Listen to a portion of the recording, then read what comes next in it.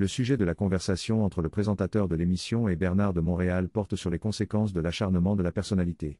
Les personnes qui sont entêtées dans leur opinion mettent souvent l'accent sur leur personnalité pour établir une autorité sur l'autre, ce qui peut entraîner un conflit permanent.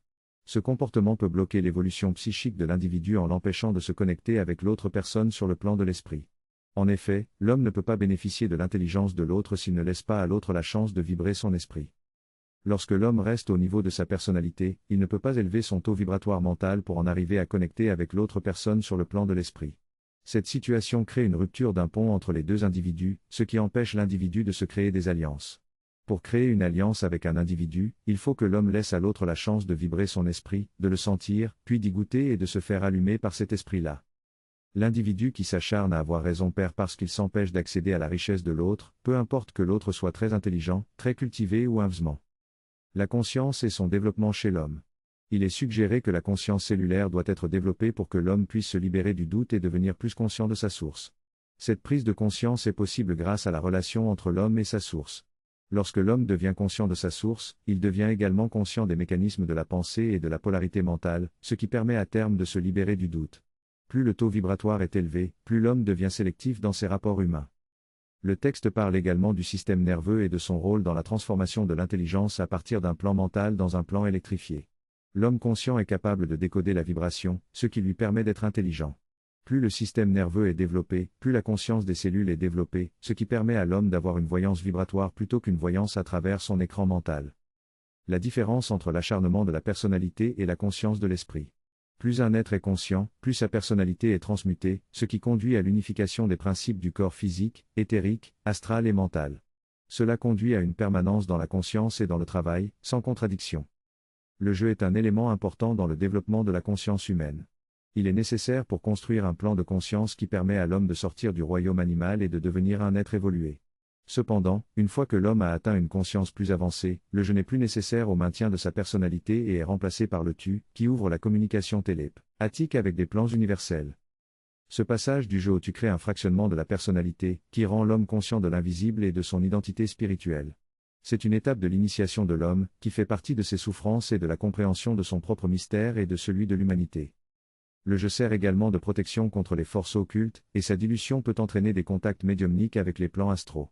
Pour que l'homme devienne maître de sa voix intérieure, il doit s'assurer que cette voix est la sienne et la dépolariser. Sinon, il sera un être spirituel sans identité, ce qui n'est pas suffisant pour son développement. La conscience vibratoire et de l'intellect humain. L'invité, BDM, affirme que l'intellect est un outil extraordinaire pour la construction et le développement de la civilisation, mais qu'il a ses limites. Selon lui, la conscience vibratoire est un niveau de conscience qui permet à la forme de l'esprit d'évoluer rapidement. Cependant, les personnes qui sont trop prises dans leur intellect risquent de s'empêcher d'entrer dans une conscience vibratoire car elles ne peuvent pas apprécier la subtilité de l'esprit et sont confrontées à l'esprit. BDM ajoute que la lumière ne joue pas les jeux de l'ego et que les êtres humains doivent être suffisamment flexibles pour voir les formes extrêmement subtiles de grande beauté créées par la lumière. BDM explique que les êtres humains qui sont trop dans l'intellect ont tendance à fonctionner uniquement avec des intellects, mais que cela les met automatiquement en confrontation avec l'esprit, car l'esprit ne joue pas les jeux de l'ego. Pour être capable de voir ces formes subtiles, les êtres humains doivent faire preuve d'une certaine humilité mentale en tant qu'égaux.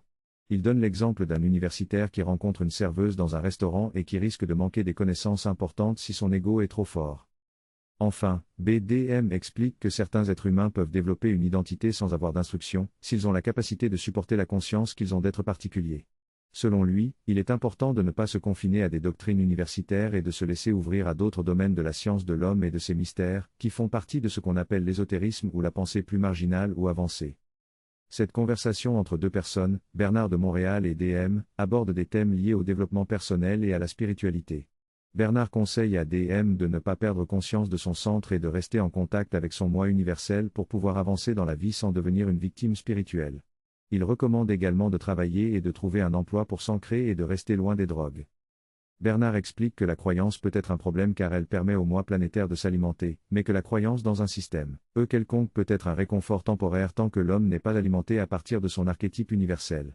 Il met en garde contre le fait de croire dans des religions ou des sectes qui n'ont pas été testées par le temps et l'histoire, car cela peut mener à des expériences qui devront être mises en arrière-plan à un moment donné. Il souligne que chaque individu est toujours seul avec sa source et que, par conséquent, il est important de rester en contact avec son moi universel pour éviter de devenir une victime spirituelle. Enfin, Bernard conseille à DM de ne pas se sentir coupable s'il ne comprend pas quelque chose, car cela peut être une preuve d'intelligence. Il est question de l'évolution de la conscience individuelle. Selon Bernard, si une personne est trop enthousiaste, vaniteuse ou orgueilleuse, elle peut mettre d'autres personnes en conflit avec des forces vibratoires puissantes. Cela peut leur causer des difficultés dans leur vie. Les gens ne doivent pas jouer avec l'esprit de l'homme, car l'évolution de la conscience est un processus délicat et doit être respecté. Il faut être conscient des lois occultes du mental et des lois vibratoires de l'énergie, ainsi que du facteur de responsabilité que cela implique dans la vie d'une personne. En outre, il est souligné que l'instruction est destinée à l'homme en tant qu'individu et non à l'homme collectivement, car la conscience individuelle crée une individualisation et une grande sélectivité, ce qui peut entraîner une solitude et un besoin de paix.